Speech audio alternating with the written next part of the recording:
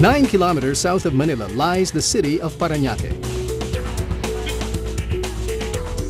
The city's name bears a curious etymology, a collection of folk stories that outdo the other for credibility. In the passing of one language to another, the name Paranaque traces its origin from the word palanyag, meaning my beloved, to the union of the words palayan and paglalayag, rice fields and fishing, respectively, a collective term alluding to the coexistence of farming and fishing in the old coastal communities, to Aqui, meaning stop here in Spanish, and indeed make a stop at the city by the bay.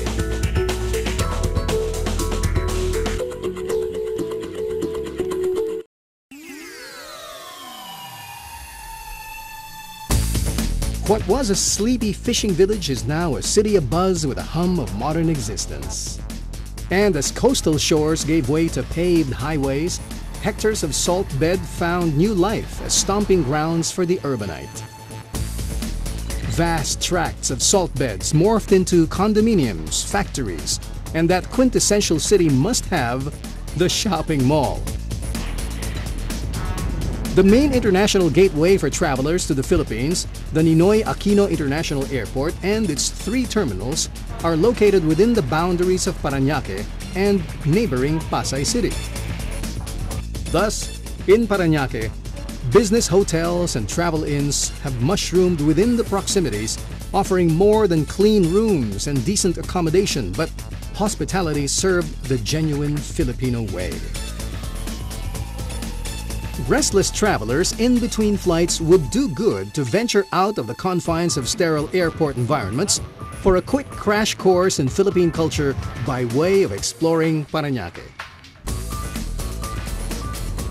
The most obvious destinations for those eager to shake off the dreary in-flight feel are the Casino Filipino, luring each visitor with grand lights, sound, and games, or the duty-free, a huge shopping bonanza, sure to please anyone with an appetite for bargain and designer bounty.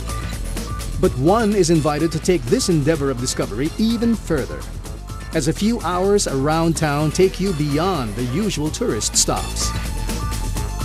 Paranaque of today is a far cry from the grassland and rice fields of yesteryears. Modern Paranaque is a hub for business and investment, cashing in on the international gateway appeal. A drive through the hectic thoroughfares shows the evident. A city moving forward, relentless in its pursuit for the new. Old, faithful structures are rebuilt to serve the growing needs of the city populace. A community hospital houses a new wing and better equipment. The global call to go green is realized in the simplest yet most effective means: windmills that power street lamps in small villages in the city. Schools and universities dot the cityscape as new condominiums rise beside shopping plazas. And at the City Hall, the steady stream of people with business on the agenda is only broken once during the annual celebration of cityhood. Paranaque City encourages local business and provides several incentives for growth. Small family-run industries expand into medium-sized enterprises. This modest facility houses Philippine Desiccants Incorporated, a company producing moisture absorbents. PDI manufactures dry packaging for the semiconductor industry, for logistics companies, food and beverage, and pharmaceutical and shipping industries. We started this company in 2001. So this is our answer to the PEZA industry, or the export processing zone quest for localization of their products. Our people, especially our employees from Paranaque, they are very hardworking and they are self-motivated. One convenience of doing business in Paranaque, of course, is the excellent location. This is a view shared even by the big companies that have set up shop in Paranaque. Lamoyan Industries, a big facility along the service road connecting Bicutan and Sucat, is one such company. It is a company that was born out of a crisis, one that has weathered challenges and is extremely resilient.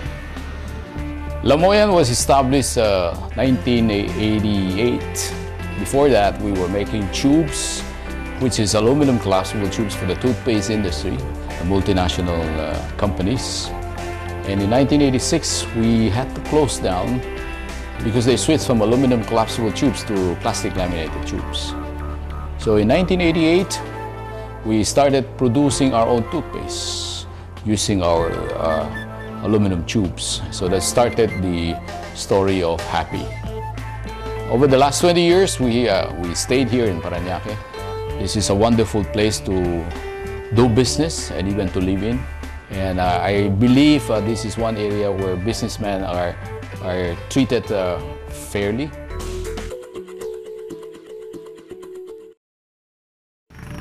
But there is more to Paranaque than the imagery of commerce.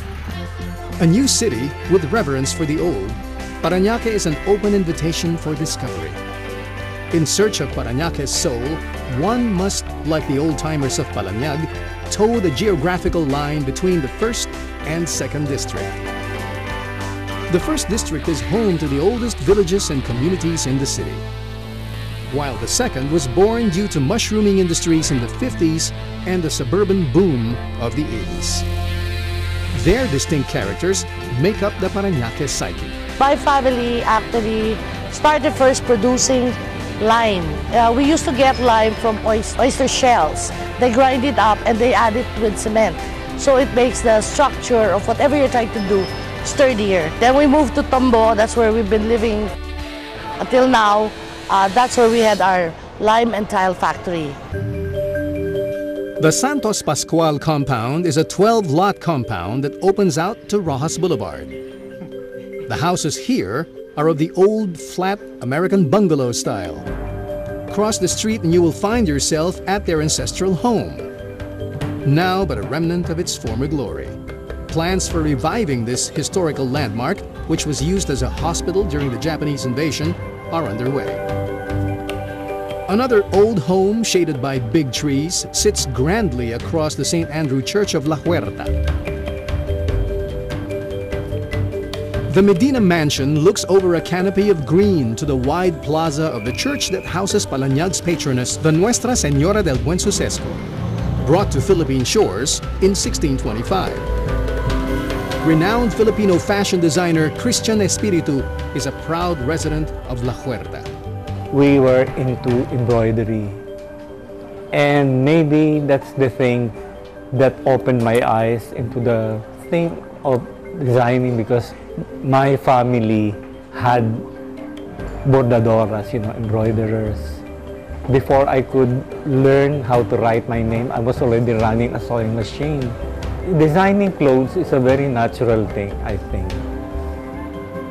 After the rapid industrialization of the city, the residents now aim to preserve the traditions held sacred, the cultural treasures that abound in every community. And so, a renaissance of the arts is at hand. One project is the revival of the fine embroidery of Paranaque. Cottage industry supported by the local government produce knickknacks such as these dolls garbed in exquisite ternos. The dolls and their clothes, designed and crafted by hand, are poised to be the next export commodity. San Dionisio, a village in the 1st District, is also zealous about preserving the Paranaque customs of old. After all, this is where the San Dionisio Chapel is found. Within this edifice of red brick and stone, the image of Saint Dionysius of Greece, fondly called Tata Dune by the locals, is a curious sight. The decapitated Tata Dune holds a Bible, his head resting atop the book. According to legend, the saint was a bishop who suffered imprisonment and death under the Roman Empire. Ang chapel namin kasi before parang nipahat nung dinala yung image ng aming patrong si San Dionisio ng mga Kastila. Merong isang taga rito sa San Dionisio na hinikayat ang Kastila na hingiin yung imahen para ilagay dito sa chapel.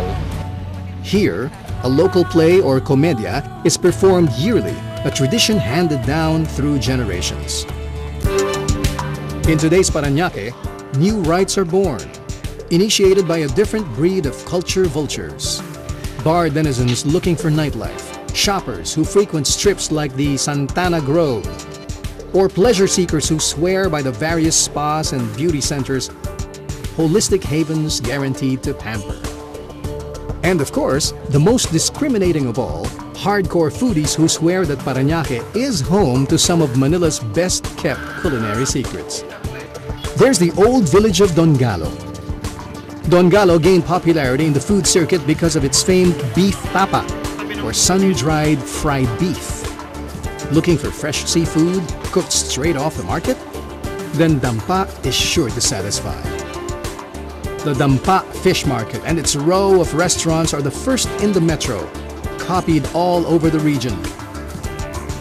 And if the universe is one that thrives on oven-baked pizza, then the cosmos has become infinitely happy at Cheese, where pizzas of all kinds and flavors roast in a huge clay oven. Beyond the growing urban sprawl, there are places of healthy natural life in Paranaque. The growing awareness for conservation has put the city on the map, as it is home to the National Capital Region's bird sanctuary. Migrant birds flock to the bird sanctuary at Freedom Island, now declared a protected area by the government. Families will delight in a day of learning at the Bio Research Center. Here, children can play around the butterfly gardens, koi ponds, and learn a thing or two about animals and caring for nature. But the culmination of all that is held sacred to the Filipino is found in the old district of Baclaran. People crowd about this main thoroughfare, and though that may be an oxymoron, it literally is the only way to get to the national shrine of our Mother of Perpetual Help. The church is one of the largest churches in the country and is known for having the most number of devotees. Candles are lit, prayers whispered by some 1 million devotees a day. This, where people of all walks of life gather, whether faithful or curious, is a visual metaphor for the stop one must make when in the city. Indeed, para aquí, in Paranaque.